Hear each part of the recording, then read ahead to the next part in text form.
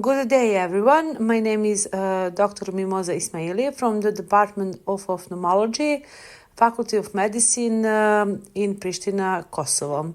Today, I'm pleased to present our research entitled Corneal Characteristics and Visual Function in Eyes with Refractive Anomalies, a comparative study with emmetropic controls. Thank you for taking the time to watch the presentation. In the introduction, I will explain that refractive errors are among the most common causes of visual impairment worldwide. They affect millions of people and represent a growing public health concern. The three most common refractive anomalies are myopia, hyperopia, and astigmatism. Although these conditions are usually corrected with glasses, contact lenses, or refractive surgery, they are also associated with structural changes within the eye, particularly in the cornea. The cornea is responsible for approximately 2/3 of the refractive power of the human eye. Therefore, even subtle alterations in corneal morphology may influence visual quality, intraocular pressure measurements, and the safety of refractive surgical procedures. One of the most important corneal parameters is central corneal thicknesses, commonly abbreviated as CCT. Central corneal thickness is not only an anatomic measurement. It reflects corneal biomechanical stability and plays an important role in glaucoma assessment, refractive surgery planning, and early detection of corneal diseases such as keratoconus. Another important parameter is corneal curvature. Together, corneal thickness and curvature determine the optical characteristics of the eye and contribute significantly to visual function. Although previous studies have investigated these parameters individually, fewer studies have evaluated the relationship between central corneal thickness, corneal curvature, and visual acuity simultaneously in different refractive groups. This knowledge gap motivated our investigation. The primary objective of this study was to compare corneal structural characteristics between eyes with refractive anomalies and emmetropic eyes. More specifically, we wanted to evaluate differences in central corneal thickness, differences in corneal curvature, differences in visual acuity, and possible correlations among these parameters. Ultimately, our goal was to determine whether refractive status influences corneal biomechanics and whether these findings could improve clinical decision-making in refractive ophthalmology. Material and methods. In this section, I will explain that this retrospective observational study was conducted at the my Department of Ophthalmology at the University Clinical Center of Kosovo. A total of 330 participants representing 660 eyes were included. Participants were examined over a period of more than 2 years. The study population was divided into 4 groups: myopic patients, hyperopic patients, astigmatism patients, and emmetropic individuals who served as the control group. All participants underwent comprehensive ophthalmological examination. This included measurements of visual acuity, slit lamp examination, automated cherometry, and ultrasound pachymetry for central corneal thickness measurement. Visual acuity was measured using the Snellen chart. Corneal curvature was obtained using an automated keratorefractometer. Central corneal thickness was measured with ultrasound pachymetry under standardized conditions.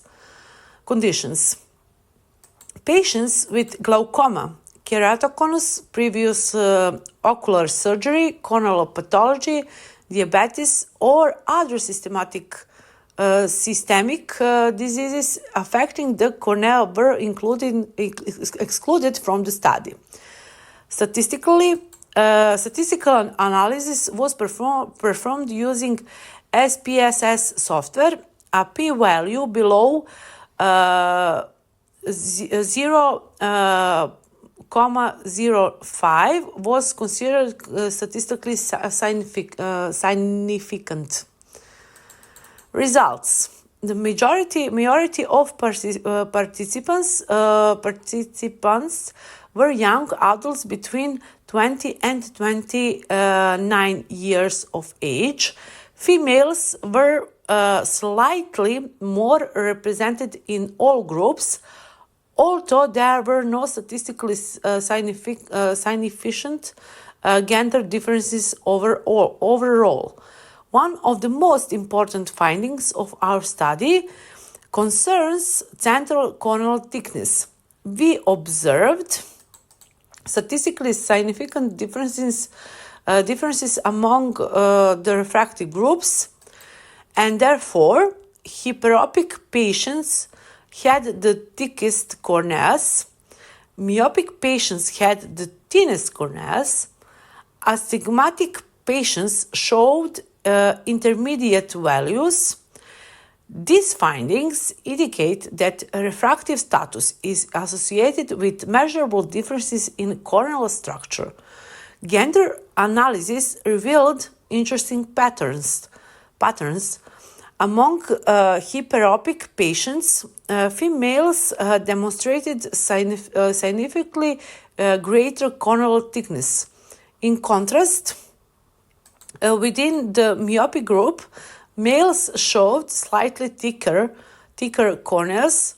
However, these differences were not observed consistently across all study groups. We also evaluated the relationship between age and central corneal thickness. Interestingly, no significant association was found within the refractive anomaly groups. However, among emmetropic individuals, we observed a gradual reduction in corneal thickness with increasing age. This finding supports previous evidence suggesting that age-related changes occur in corneal collagen architecture and biomechanical properties. Another important objective was to investigate the relationship between corneal thickness and corneal curvature. Our analysis demonstrated different patterns among the refractive groups. No significant correlation was identified in myopic or hyperopic patients. However, weak but statistically significant correlations were observed in astigmatic and emmetropic eyes. This suggests that in certain populations, subtle changes in corneal curvature may be accompanied by changes in corneal thickness. Additionally, myopic eyes tended to present thinner and steeper corneas.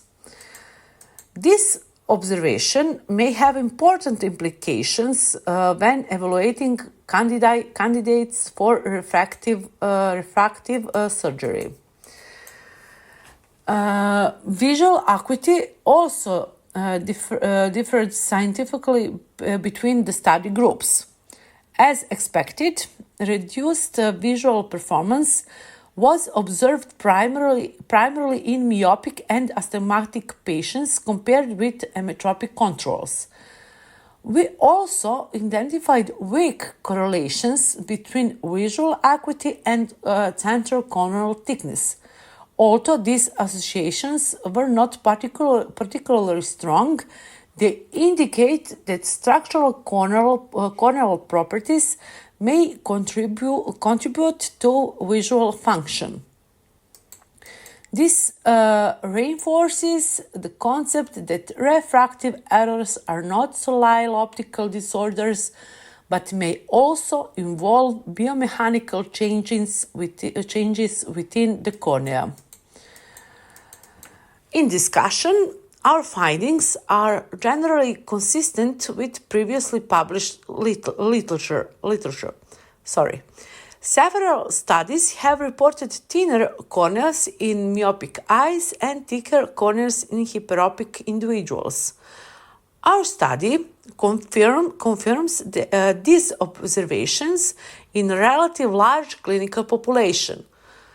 From a clinical perspective, thinner corneas in myopic patients deserve special attention. Reduced corneal thickness may indicate decreased biomechanical stability. This is particularly relevant for patients undergoing refractive procedures such as LASIK or SMILE. Careful preoperative evaluation of corneal thickness and curvature is essential to minimize the risk of postoperative ectasia. Likewise, hyperopic eyes demonstrate greater corneal thickness, which may reflect increased biomechanical stability. Another important observation concerns age-related corneal thinning among emmetropic individuals. Although this relationship was not significant in all refractive groups, it suggests that normal aging may influence corneal biomechanics independently of refractive status. The relationship between corneal curvature and central corneal thickness also deserves attention. Our findings suggest that these parameters should not be interpreted independently. Instead, combined assessment provides more comprehensive information regarding corneal health. Why are these findings clinically important? Because modern refractive surgery depends on accurate assessment of corneal biomechanics. Today, ophthalmologists increasingly rely on multiple corneal parameters rather than a single measurement. Evaluation of central corneal thickness together with corneal curvature improves patient selection for refractive surgery. It also facilitates earlier identification of biomechanically vulnerable corneas. Such comprehensive assessment ultimately improves patient safety and surgical outcomes. In sense of limitations, like every study, our investigation has certain limitations. First, it was a retrospective study. Second, it was conducted at a single clinical center. Third, advanced biomechanical technologies such as corneal hysteresis analysis or Scheimpflug tomography were not available for all participants. Future multi-center prospective studies, including larger populations and additional biomechanical measurements, would further strengthen these findings. In conclusion, Our study demonstrated that corneal biomechanical characteristics differ among patients with various refractive anomalies. Myopic eyes generally exhibit thinner corneas. Hyperopic eyes tend to give greater central corneal thickness. Weak association were also identified between corneal thickness, corneal curvature, and visual acuity.